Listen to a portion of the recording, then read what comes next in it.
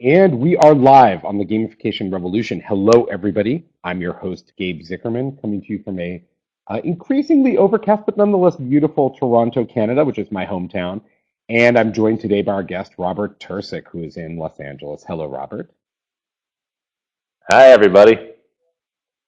Woohoo! And hello, everyone. So excited that you are here. If it's your first time, if you're listening to us and watching us live, if it's your first time, you'll want to log in with one of your social media credentials to this Spreecast platform so you can ask us questions. And you can ask us questions in text. You can click one of those buttons.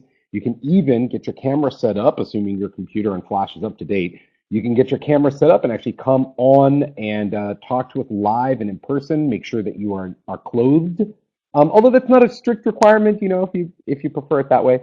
Robert and I are easygoing.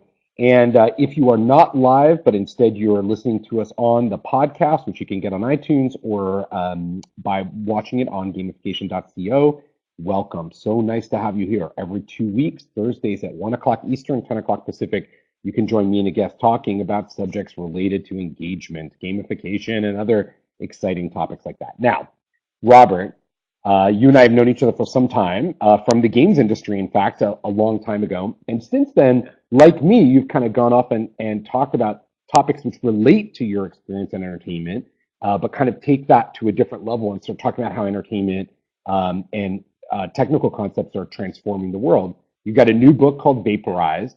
Why don't you tell us Yeah, about Vaporized and what's so exciting about it? check it out. Here's the book. Woohoo! Buy it in a store. Go to a real physical store or buy it on Amazon. Yeah, we put the Yeah, link up right there. the book is called Vaporized, and the subtitle of the book is Solid Strategies for Success in a Dematerialized World, which is a dime phrase. What I mean by that is, rapidly we're replacing physical stuff with information. And we've seen this happen, for the last 8 years or so with your smartphone. Every time you need something, you just download an app for it. But everything that you have on your phone, those 60 or 70 apps on your phone, they all represent something that used to be sold in a store, used to be sold at retail in a box that was shrink wrapped and put there by a human on a shelf. Today, we just don't need that. There's 1.5 million apps and 1,000 new apps every single week. Sorry, 1,000 new apps every day. And I think there's about 1,000 new games launched every week, literally hundreds of thousands of games in the App Store. So we're rapidly replacing physical stuff with information. And I think it's a big trend. It's an invisible trend. You can't see it. So for that reason, a lot of people don't notice it. And that's why I wrote a book about it. So, but isn't it weird? I asked Jane McGonigal the same question in our last session where she was writing a book that was about creating a game, and you're writing a book about dematerializing physical things. Why did you choose to write a book instead of create dematerialized abstract version of Vaporize? It's a good question, Gabe, and you're not wrong to tease me about it. It is a little bit old school to do a hardbound book when you're writing about software and dematerialization. The reason I did it as a book is because I have a lot of customers who asked for it. In particular, two CEOs of companies that I work with. They said, "Hey, we need a way to distribute this information to everybody in our company. Not just do a seminar or come in and do a strategy session or something. We need a way to hand this to every employee. And so, can you please put together a book?" And I started to undertake that project, and I realized, well, there's actually quite a lot here. So I'll do a whole regular book and publish the book. Why not do it that way? So, look, books work, right? Whether it's a digital book or a paper-bound book, there's a way to kind of take a body of information, compile it together, present it in a structured format. Books are pretty good at that. Yeah. They're pretty effective at that. Yeah, I always think that it's actually really good for my thoughts. Like, writing a book to me, feels like a painful task, and that's why I've actually enlisted I enlisted the community to help me with the new one, Gamification by Design 2, for those people who are regular participants in this community, where you can actually make contributions and be a co-author on it. But part of it is it helps me organize my thoughts. And so let's dive into a couple of Yes. ideas related to dematerialization. And the first one, the one that a lot of people have questions about, is how is this trend affecting our ability to relate to each other? Oh, that's an interesting question. Well, look, the what's driving dematerialization is the fact that we're more connected than we've ever been in the past. And it might seem a little bit paradoxical because a lot of people look at what, say, teenagers are doing, millennials, they're spending a lot of time on their phone, and they say, oh, they're not communicating with each other in a traditional way. This is a bad thing. I think that's mistaken. I think we're communicating a lot more than we ever did in the past. Certainly, teenagers are multitasking more than the rest of us do, but they're just a new model human. They're just a little bit better adapted to this environment than we are. The fact is, we're expressing ourselves in a lot more ways, and that mobile phone in your pocket is really a multimedia communication terminal that gives you incredible capabilities. You could argue it gives you superpowers, right? Because it gives you access to all kinds of information. So a human being plus a smartphone is like a superpowered human being. Do you think that this trend, its connection to things like virtual items in games, is a reflection of a shift away from an ownership economy? Because like things that we own are very, is a way we represent who we are to other people, certainly in capitalism. Yeah, And I know that yeah, you've it's been true. I involved in the mean, games look, industry for a long time. bling culture is a thing, right? People like to wear T-shirts to tell you what they identify with. That's why people spend money on branded merchandise. That's for sure true. In a dematerialized world, the way you do it is with collectible items, badges, achievements, and so forth. And so those are other ways to signify to groups around you what you care about, what you're passionate about, what you identify with. So yeah, in a way, the achievements and badges, those are a form of branding. They're a form of tribal identification in this dematerialized world. Do you think people will pay as much for virtual things in your view of the future of this dematerialized world as they will for physical things, or is there like a still some kind of value gap there? We already know the answer, and the answer is no. Definitely not. People aren't stupid. They realize that a paper-bound book costs a certain amount to produce. They also realize that a digital book doesn't cost nearly as much to produce or distribute. And so people expect, and they're right to expect, that they're going to get that for less money. Here's the way the metaphor works. Let me take a second and explain it. So, in the old days, the only way we could spread information around was with a physical book. So you had to print the book, right? And it's been the case for 500 years. And it's been pretty successful. That's how we spread information around. And in my book, I say, well, that's a book, that's information as a solid. That's information in solid form. It's encoded into a paper hardbound book. Or let's say it's the music, well, then it's going to be encoded into a disc or a movie on a DVD. So until fairly recently, you couldn't sell information products without selling some sort of physical transport system. And what you were really paying for was the atoms and the cost to produce the atoms and distribute the atoms and put them in a warehouse and sell them in a store. All of that was factored into the price of the product. Now we've done two big shifts in about 20 years. The first big shift was information as a utility. That's when we went from dial-up to broadband to a desktop computer. And now all of a sudden you had the computer turned into like an information device, kind of like having electricity or water in your house, where you just turn on the tap and there's water pouring instantly. And we very quickly get accustomed to that, even though that's kind of a modern miracle of the 20th century. When we got information on demand that same way, we got used to that very quickly. And you saw a big change, for instance, in the game business, but also streaming media to, streaming video, streaming music, and so forth. Big changes there. The latest step, the most recent step, of course, is the step of uncoupling that terminal from a cable. You don't need a broadband connection anymore in the wire. You can get it wirelessly over the air. And that's changed everything because it means we now have information on demand wherever, whenever we need it. That's a gigantic shift, and that's the shift that I'm focused on in the book. I call that information as atmosphere, and it literally is vaporized information. We no longer have it encoded into a physical thing. Instead, you have the information that comes to you instantly over the air. And just like molecules of atmosphere, the information is less dense, it's more lightweight, it's free-flowing, it's around us all the time, and it's free. Nobody can own the atmosphere, and nobody can really control all those atoms in a dematerialized world.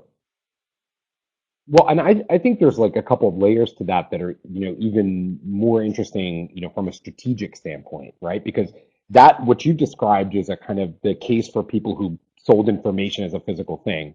But in fact, I think every company, more or less, in many ways, has become an information company, right? And They have software, to. Yeah. right? And the software and the You data know, is one like of, a big chunk of what they're doing. One of the big premises in my book is that every company is going to become a software company, but most of them don't know that yet. The companies that wake up to that fact are rapidly emerging as leaders. Gabe, here's an interesting thing that you should know. Your audience is going to be interested to know. In the first half of this year, 6 companies accounted for half the gains on NASDAQ. 6 companies accounted for all the growth on NASDAQ, and 5 of them were Amazon, Apple, Google, Facebook, the obvious candidates, the companies that we always refer to, these are the companies that are the leaders in dematerializing things. And recognize that those companies aren't limited to information. Like Google's no longer just a search and advertising company. Google's rapidly moving into not just media, but into the real world. They're making cars, they're making robotics. So they're rapidly taking information economy and starting to apply it to the old school real world. For companies that manufacture stuff, they're on the receiving end of this, and they don't understand what's happening because they still identify with the 20th century economics of making stuff, making physical stuff. They haven't realized that the value now resides in the information.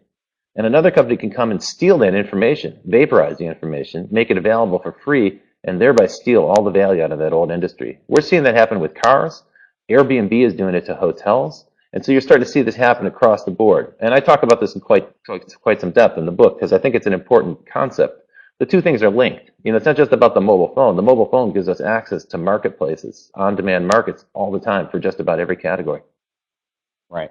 But don't you think there's also this other piece of it that it's what I think about a lot in this regard, which is this idea that like when I'm on Facebook, which is a new behavior, right? I didn't have this behavior 10 years ago at all. I'm taking away some time from something else. Yeah, for And sure. even though, right? And I'm not like reading physical books during that time. That's a kind of obvious thing. But I am being sort of entertained. Can you talk a little bit Yeah. about that kind of attention economy and how these leaders at vaporizing, atoms into bits are also kind of these excellent masters of the attention economy? Yeah, so it's a good point. That phrase "attention economy" it's thrown around a lot, but we don't stop to think about it.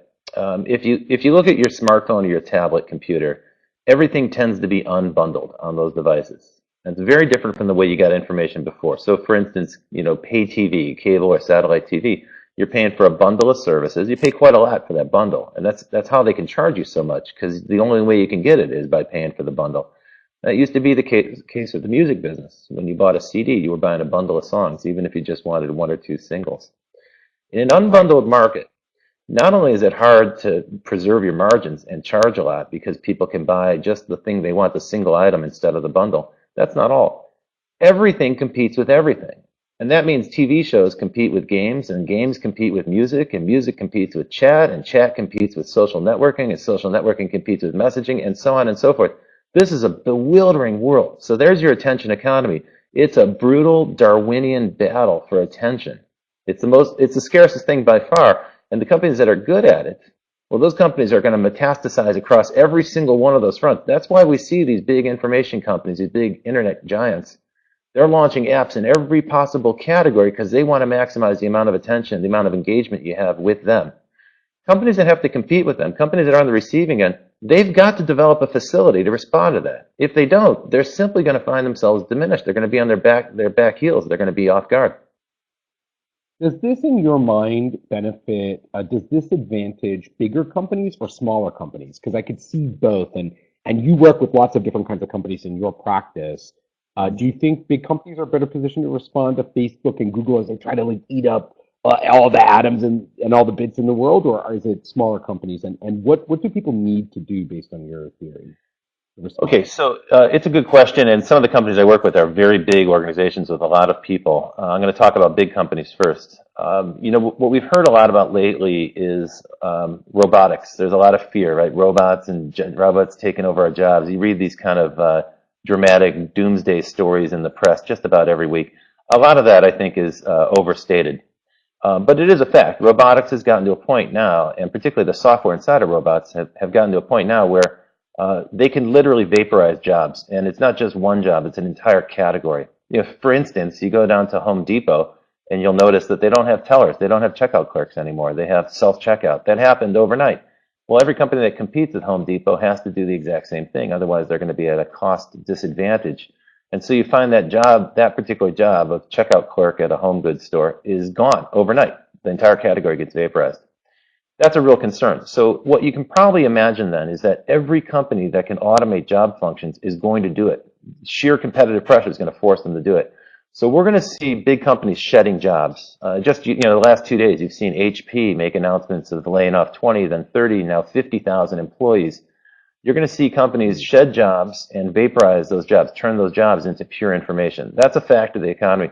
That's going to happen with big companies. What a lot of people don't realize is 2/3 of all the new jobs that are created by small companies. So small companies are going to come along, and they're not beholden to some old style of running a business. They don't have huge supply chains or gigantic infrastructure for production and so on. So a small company comes along and says, how can I get the same job done, but get it done cheaper? How can I get it done cheaper, faster, better? And of course, they're going to start with information technologies. So the new jobs that get created will be jobs that involve information technology. That might be writing software, that might be dealing with large amounts of data, doing data analysis, data projection. It might be dealing with customers and understanding them better and so forth. The new companies that get started create new jobs, but they create jobs in completely different categories than the ones where the old companies are shedding jobs. And we're going to see that cycle continue probably for the next 10 years as robotics and automation get better and better and better. So how do companies, so if you put yourself in the position of like a company like learning manager or training manager, and you're thinking about this vaporized strategy as you talk about in your book and this like shift in the world on jobs. So you've got the issue you're going to have to like let a whole bunch of people go because these jobs are going away, but then there's still a whole bunch of people that you need and people you need to train and recruit and so on. So what do you think are how do you respond to that? How do you give people the skills they need in a vaporized economy? And what are those skills other than there's the obvious, like be a software developer? Mhm. Or is that all there is? Just software Yeah. developer? Is that the No, only no, job in the future? there's plenty of jobs. There was a research report that was published by two researchers at Oxford University a couple of years ago, and in that report, Carl Benedict Frey is one of the authors of that report. Michael Osborne's the other.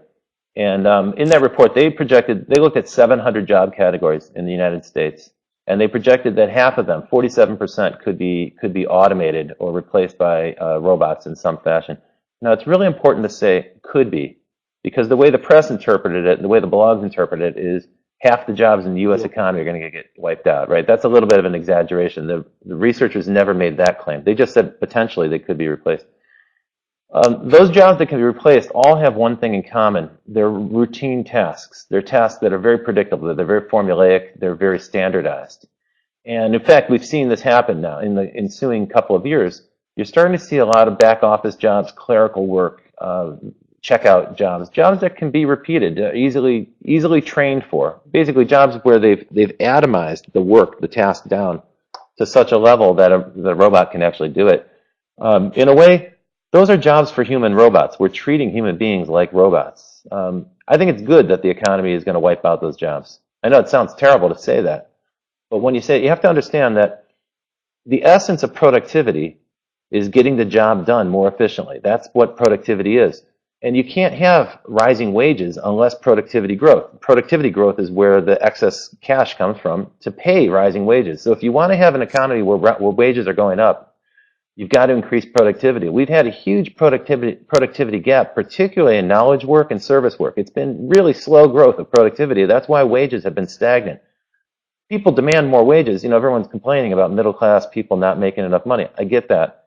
The way to get there is to increase productivity. So in a weird way, everybody should be cheering for this process of automation. I know it sounds really strange. The second part of your question was about how do you keep your skill set up? And this is actually an opportunity for game designers, I believe.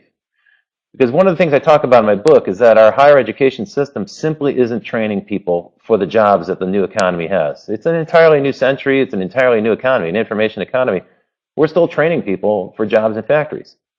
And so our education system isn't going to make the cut. I don't think it's going to adapt for reasons I set out in the book. Someone else is going to have to create self-guided learning modules, self-guided learning systems. And I think that's going to come largely from software companies, entrepreneurs, and largely those will be gamified in the sense that you'll be earning badges, you'll be earning achievements, and so forth. To some people, that's going to sound like I'm trivializing education. That's not what I'm describing at all. There are already very good systems that give you a way to guide yourself through information, through a learning process, or through some educational information, educational program. The points, the rewards, the gamification elements, all those are as a way to encourage people and help them see that they're making progress in mastering the material. I think the burden of educating yourself for this new economy is going to fall on us individually, not on some HR person, not on an executive. It's going to be our job to make sure our skills stay current, that we're able to be fit for this economy. Well, and I think there's definitely some new, and I want to hear your thoughts on this if we have time, some kind of like policy decisions that have to be made from a governmental standpoint to reflect the strategies that you're talking about, because that idea of being that lifelong learning is not optional, but actually something that, Yeah.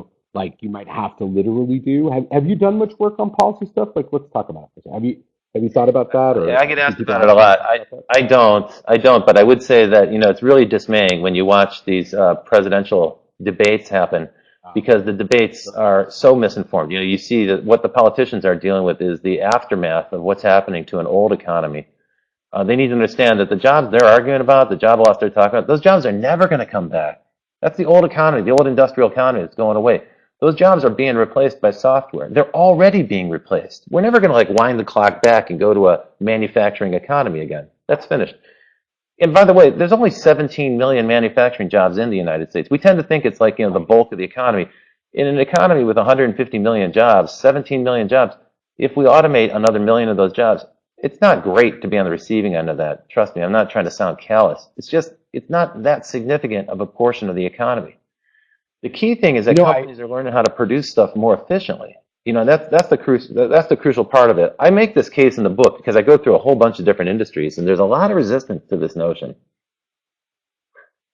Yeah, I saw one like kind of interesting stat, and I want to make sure that I get the actual number right. But basically, that like talk about efficiency. The film and television business in the state of California only has something like 200,000 full-time employees. Now, they use a large web of other contractors, right, to Yeah. make that work happen. But one of the interesting things is you've got this massive global trillion-dollar industry that really only has a couple 100,000 employees, full-time employees to its credit, making these things of tremendous value. Well, it's worth paying attention to the way the movie studios and TV companies are organized. And I have a whole chapter in the beginning of Vaporized that talks about that because Right. the structure of those companies is going to be very much the structure of companies in the future in many other fields. So the way a movie works, for instance, you've got a movie production company, which, those are small companies. They have 5 or 15 employees, full-time employees. They don't have a huge staff because half the time they're not really producing anything. They're developing. Once they get a green light to produce, then they start to hire directors, they hire producers, they hire a whole team of below the line people, grips and gaffers, production designers, and so forth. It's a big army of people. So you'll have 100, 200 people working on a film for sometimes 6 months, sometimes a year, sometimes 6 weeks. It depends. Those people are all freelance workers. And those, by the way, are very good, well-paid jobs. They're not bad jobs at all. But this is a very dynamic way to organize a business. You don't have all these people on the payroll all the time sitting around. It'd be incredibly inefficient to have a bunch of carpenters on staff at a film company because you don't really need them all the time.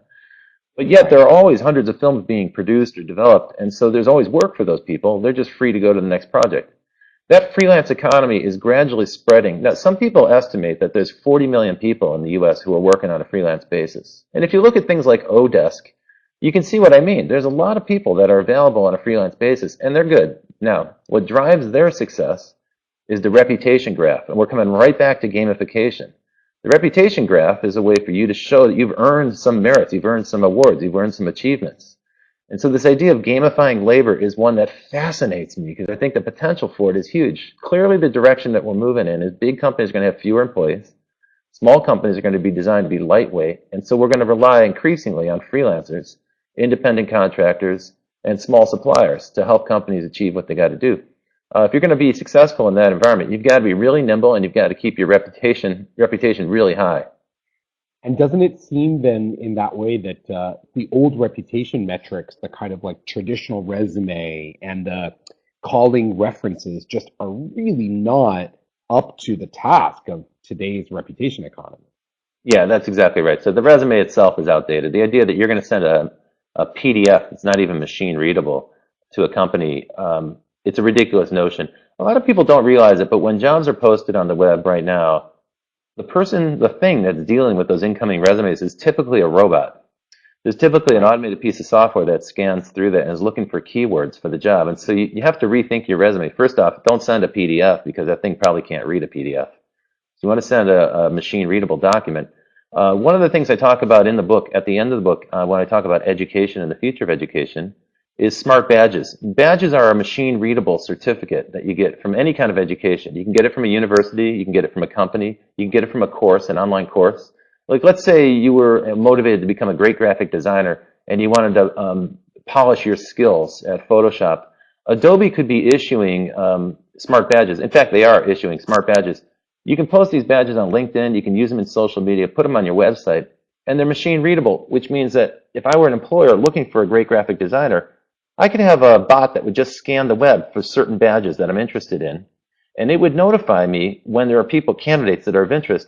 In other words, the job will find you. The job will come to you as you post these things. That's a much more intelligent way of handling the very fragmented job markets that we have in the United States, particularly as more and more people become freelancers. Right. And I think that I love micro-credentialing. It's so exciting to me. To me, it's like totally feels like the future. I think even the traditional degree feels outdated. Yeah. It's really like about putting together your own path for learning. And I think you talk about that a little bit. We all see this every day. The world's changing so fast, right? This idea that you're going to take 4 years of your life and go to a university, spend a whole boatload of money, spend 4 years not working at all. You're going to be in the ivory tower for 4 years. And then you come out and what? You're supposed to work for the next 40 years? It's like you fill up the gas tank once and you're going to drive through a desert for 40 years on one tank of gas. It's a ridiculous notion. Everybody has to constantly upgrade their skill set, and most people do. This isn't particularly news. The problem has been that the online courses we take today, we don't have a good recognized credentialing system. We don't have a standardized credentialing system, and the credentials we have aren't machine readable. So the inefficiency comes when you've invested time and money learning something, you've increased your skills, but the credentials aren't recognized by the employers. There's a gap there. And so machine readable credentials are going to really solve that. And again, this, by the way, is an opportunity for game designers. I know it sounds like a crazy stretch. It really does. No, I get that. No, But it's a great opportunity for game designers. I want to gamify education. I think it's a huge, huge growing opportunity. And everybody needs it. So it's, 2 billion audience, 3 billion as an audience. You are preaching to the choir on this one. So a couple of questions have been waiting here in queue. One of them from our mutual friend, Dan Hart, I'm guessing who this is. So Dan is wondering whether or not these jobs are geographically agnostic. A lot of the stuff that we're talking about feels very California-centric, very New York-centric, very Seattle. Can you talk a little bit about how does this affect people who don't necessarily live in Silicon Valley or Los Angeles? I'm involved in a gaming venture right now, and the employees are geographically dispersed. So today, there is no limitation. If you're in an information business, you're hiring talented people regardless of where they are. And there's plenty of systems available for you to keep in touch with them, communicate with them, track their progress, track their deliverables that don't require you all to be in the same physical location. So that idea that everybody comes to the office every day from 9 to 5, that's kind of an outdated notion. So we're starting to see people take on jobs around the world, different places. That's good and bad. On the one hand, the negative is you're now competing against low-cost providers that can be, coming out of a country where their cost and their overhead is much lower. That's a real challenge. We've seen that, for instance, in graphic design, logo design. You can go to 99 Designs, and you're going to be getting, quotes from people in Pakistan and India and so on that undercut other people in other high-cost places. So that's a concern that will definitely have a diminishment on wages. But that said, in a reputation economy, which I think the information economy, what's behind labor there is a reputation graph. The reputation graph is going to speak for itself. Very quickly, it's going to emerge as like the #1 hiring criterion. And the people who are closest to those industries and closest to those cultures where they're going to be marketing, they're the ones who are actually going to be able to speak with the most credibility. So I don't really think of that as a huge problem. One other aspect of this I want to talk about. Yeah, go ahead. I'm sorry, go ahead. Yeah, please. I'll talk all day.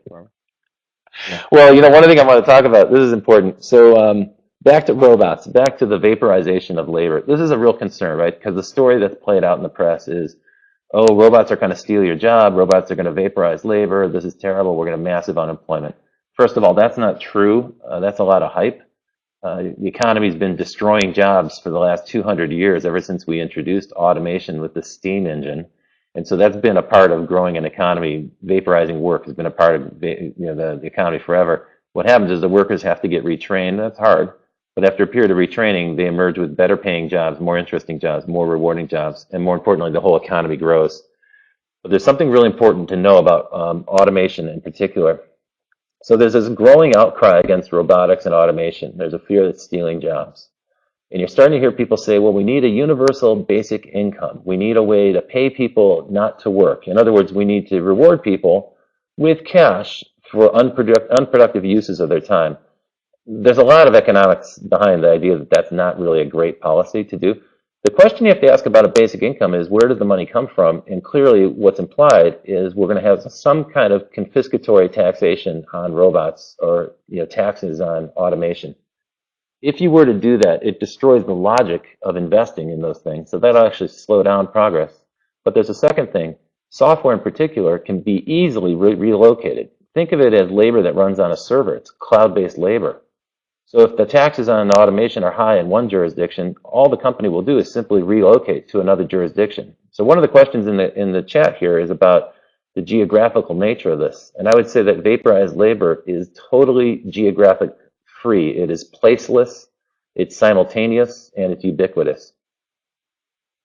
So, yeah, it's so fascinating. It's really, really interesting. And just one last question for you before we kind of wrap up, which I think was the Okay, sure. sort of question from David there, which is a little bit about online versus offline skills. And you touched on before this generation, kind of the millennial generation, post-millennial generation, and how they're coming to the world in an environment free of the kind of the heavy weights of being in the physical world and then having to come to the virtual world.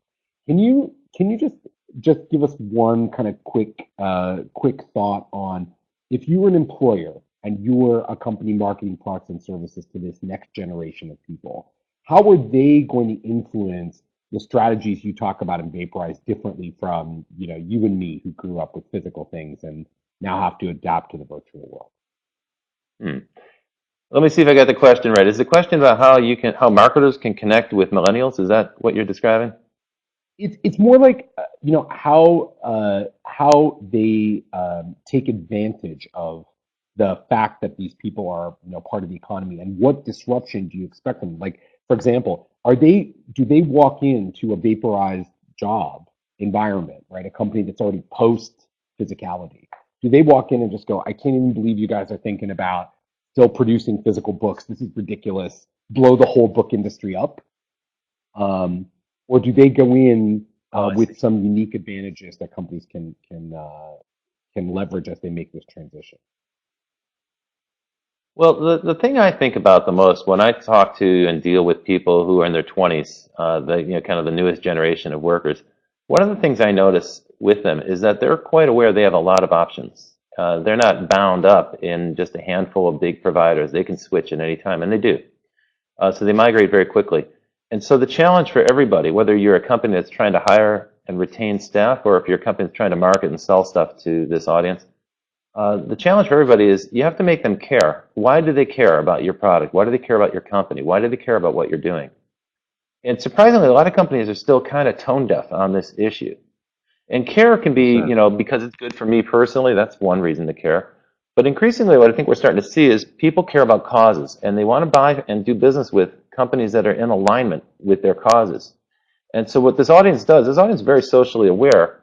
They're paying attention to social media, and they're going to actually listen carefully to the words that these companies say in social media. And then they're going to look at their business practices and see if those practices are in alignment with the words they're using. If there's a disconnect there, they're going to say, this company is not credible, and I'm not going to trust them.